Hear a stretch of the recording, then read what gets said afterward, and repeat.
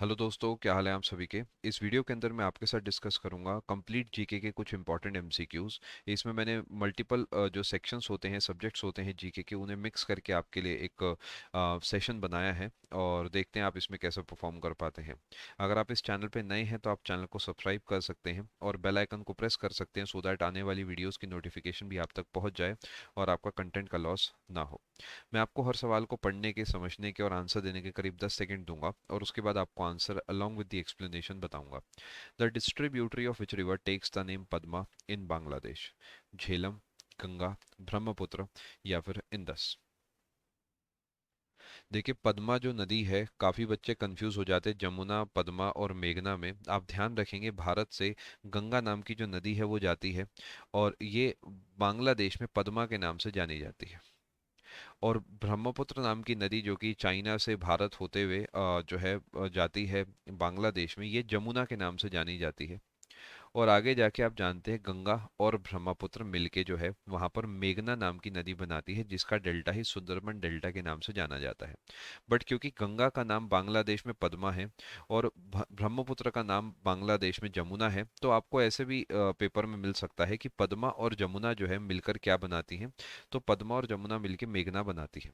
तो correct answer, क्योंकि आपसे पद्मा पूछा गया है, तो ऑप्शन नंबर 2 हो जाएगा इसका, गंगा। झेलम जो है इंडस रिवर सिस्टम से एसोसिएटेड है, जो कि ये चाइना से, भारत से, पाकिस्तान होते हुए अरेबियन सी की तरफ सिस्टम जाता है। तो इसका इस सवाल से कोई मतलब नहीं है, बांग्लादेश से कोई कनेक्शन नहीं है। अगला सवाल, Suez canal connects which of the following water bodies? World mapping बहुत इंपॉर्टेंट है, उसका जो स्ट्रेट्स वाला पोर्शन है इट इज़ वेरी इंपॉर्टेंट, ये आप ज़रूर पढ़ के जाइएगा। देखिए, जो अफ्रीका वाला पोर्शन है उसके आगे आपको मिडल ईस्ट देखने को मिलता है। ये सऊदी वाला हिस्सा, मैं थोड़ा सा यहाँ पे स्पेस दे रहा हूँ जिससे कि मैं आपको आसानी से समझा सकूँ। यहाँ पर भारत है, map is not to scale. यहाँ पर मेडिटेरेनियन सी है और इसके बाद आगे आप चलेंगे तो अटलांटिक ओशन आ जाएगा। ये अटलांटिक ओशन है, मेडिटेरेनियन सी है, ये यूरोप वाला हिस्सा है, ये अफ्रीका है, ये आपका सऊदी अरेबिया वाला हिस्सा आ गया और ये भारत आ गया। ये वाला जो पॉइंट आप यहाँ पर देख रहे हैं, जिसे मैं रेड कलर से एक पॉइंट मैंने बनाया है, ये सुएज कैनाल है। इसके ऊपर की तरफ मेडिटेरेनियन सी, नीचे की तरफ आपको रेड सी देखने को मिलती है। तो इस सवाल का जो करेक्ट आंसर है वो हो जाएगा option number 2, Mediterranean Sea and Red Sea. इसी तरीके यहाँ पर भी एक स्ट्रेट पड़ता है, बबल मंडाप, जो कि रेड सी के नीचे की तरफ पड़ता है, जो कि रेड सी से निकलकर जब आप आगे की तरफ इंडियन ओशन की तरफ आएंगे तो उस पोर्शन में पड़ता है। ऐसे ही जो ये वाला पॉइंट आप देख रहे हैं जिसे मैं अभी मार्क कर रहा हूँ, ये अटलांटिक ओशन और मेडिटेरेनियन सी के बीच का पॉइंट है, इसे जिब्राल्टर के नाम से जाना जाता है। जितनी बड़ी बड़ी स्ट्रेट्स हैं आपको सब पता होनी चाहिए, पेपर के लिए सभी इंपॉर्टेंट है।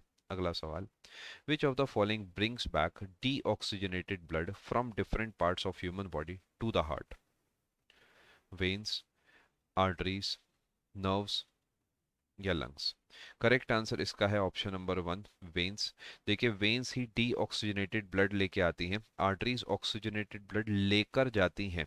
जो पल्मोनरी आर्टरी होती है वो उल्टा काम करती है, यानी उसमें डीऑक्सीजनेटेड ब्लड होता है, पल्मोनरी वेन के अंदर ऑक्सीजनेटेड ब्लड होता है। To the body, from the body दिखे तो यही वाला आंसर होगा, और फ्रॉम लंग्स या टू लंग्स दिखे तो पल्मोनरी वाला आंसर होगा, और ऑक्सीजनेटेड है तो उस केस में आर्टरी या फिर पल्मोनरी वेन आंसर होगा, और डीऑक्सीजनेटेड है तो उस केस में वेन्स या पल्मोनरी आर्टरी आंसर होगा। इस सवाल का करेक्ट आंसर आपका ऑप्शन नंबर 1 है, वेन्स। सबसे बड़ी वेन वीना कावा है, सबसे बड़ी आर्टरी जो है वो एओर्टा है। अगला सवाल, article 1 of the Indian constitution declares India that is Bharat is a क्या? काफी लोग इस सवाल को कॉमन सेंस से सोचकर गलत कर देते हैं। आपको अपने हिसाब से नहीं बताना, आपको पॉलिटिकल सिस्टम के हिसाब से नहीं बताना, आपको एज पर द कॉन्स्टिट्यूशन बताना है। और आर्टिकल 1 कहता है India that is Bharat shall be a union of states. तो एज सिंपल एज दैट वही आपका आंसर होगा, ऑप्शन नंबर 1।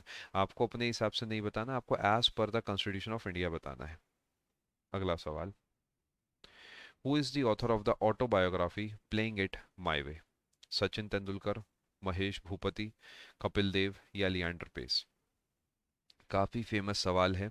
करेक्ट आंसर इसका आपका ऑप्शन नंबर वन है। सचिन तेंदुलकर जो है यही प्लेइंग इट माय वे इन्हीं की ऑटोबायोग्राफी है। और ये क्रिकेट के आप जानते हैं गॉड के नाम से जाने जाते हैं। ऑप्शन नंबर वन इस सवाल का सही आंसर हो गया। आई होप आपको इस वीडियो में सीखने को मिला होगा। ऐसी और बहुत सारी प्रैक्टिस और थ्योरी की क्लासेस के लिए आप अनअकैडमी प्लस ज्वाइन कर सकते हैं। PMYT डिस्काउंट कोड का इस्तेमाल करके अगर आप अपना SSC कैटेगरी का 2 साल 1 साल या किसी भी ड्यूरेशन का प्लान लेते हैं तो आपको उसमें मैक्सिमम डिस्काउंट मिल जाएगा।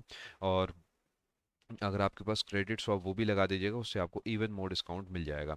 ये कोड पूरे अनअकैडमी पे हर एक कैटेगरी के अंदर वैलिड है। आप किसी भी कैटेगरी का प्लान जब लें तो आप PMYT कोड लगाएं, आपको इससे मैक्सिमम डिस्काउंट मिल जाता है। मिलता हूँ मैं आप सभी से आने वाली वीडियो में। Thank you.